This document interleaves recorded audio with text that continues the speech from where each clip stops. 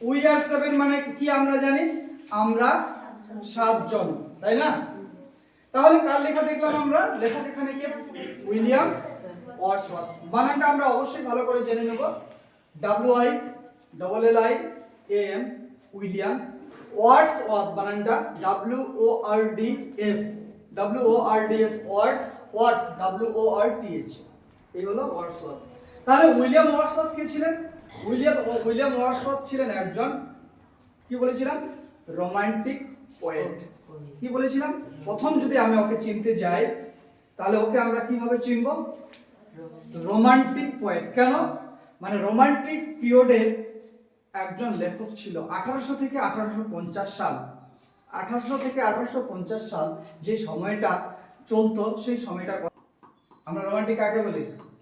কোন ছেলে যদি একটা গোলাপ ফুল আনে, দেখো ছেলেটা কত রোমান্টিক, আমাকে গোলাপ ফুল দিল, এটা রোমান্টিক নয়। কিন্তু বলে দিচ্ছি, এটা কিন্তু রোমান্টিকতা নয়। রোমান্টিকতা হচ্ছে কি, যে যার প্রকৃতির প্রতি ভালোবাসা থাকবে, যার প্রকৃতির প্রতি টান থাকবে, তারা হচ্ছে আসল রোমান্টিক।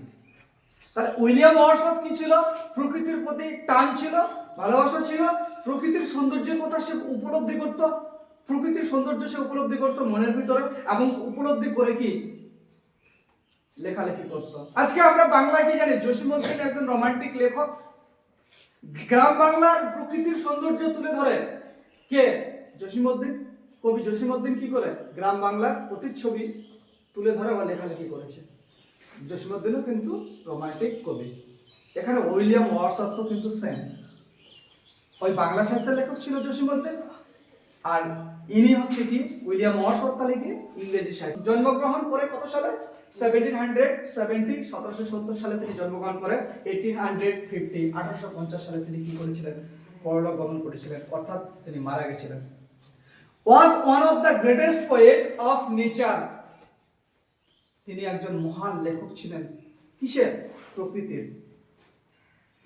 প্রকৃতি এখানে কি? প্রকৃতি কি? আমাদের পরিবেশের চারপাশে যা কিছু দেখতে পাই সেটাই তো প্রকৃতি, তাই না? তাহলে এই প্রকৃতি সম্পর্কে লেখালেখি কে করেছেন? তাহলে এখানে William Wordsworth. He was a major poet, তিনি একজন বড় মাপের লেখক ছিলেন। মেজর মানে কি? বড়, ঠিক আছে, বা বিখ্যাত। তিনি একজন মেজর পোয়েট ছিলেন অফ রোমান্টিক পিরিয়ড। তাহলে রোমান্টিক পিরিয়ড কোন সময়টাকে আমি বললাম?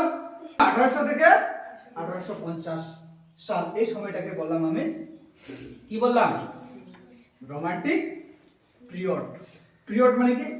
টাইম বা সময়কে আমরা বলবো পিরিয়ড বাংলায়। এবার বলছে হিজ গ্রেটেস্ট পোয়েম, আর তার বিখ্যাত লেখা কবিতাগুলোর মধ্যে হচ্ছে কি দ্য প্রিলিউড, এটা একটা বিখ্যাত কবিতা। দ্য ড্যাফোডিলস, তিনটা নেবে, এটা আমাদের গ্রাজুয়েশনে ছিল, ঠিক আছে, বা গ্রাজুয়েশনে আছে। যখন গ্রাজুয়েশনে কোনোদিন যদি ইংরেজি সাহিত্য নিয়ে বা ইংরেজি নিয়ে পড়তে যাস, তাহলে তিনটা নেবেটা পড়তে পারবে, ঠিক আছে। লন্ডন 1802, এটা 11-12 সিলেবাসে আছে। লন্ডন 1802, ঠিক আছে। অর টু ডিউটি, ঠিক আছে, আপন ওয়েস্টমিনস্টার অ্যাবে, এগুলো তার বিখ্যাত কবিতা ছিল।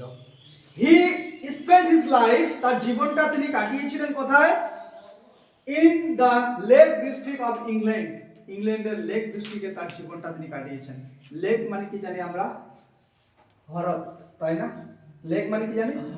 হ্যাঁ, হ্রদের ডিস্ট্রিক্টে তিনি তার বাকি জীবনটা কাটিয়েছেন।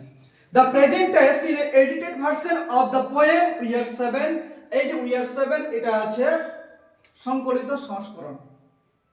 ভালো বাংলায় যদি বলতে যাই, আর যদি নিজের বাংলায় বলি, তাহলে বলবো যে এই গল্পের কিছু কিছু অংশ আমাদের বাদ দেওয়া হয়েছে, কিছু কিছু অংশ কি করা হয়েছে? অন্তর্ভুক্ত করা হয়েছে, গল্পটা যেন ভালোভাবে রিডারদের কাছে উপস্থাপন করা হয়, রিডাররা যেন পড়ে আনন্দ পায়, এই জন্য এটা এডিট করা হয়েছে।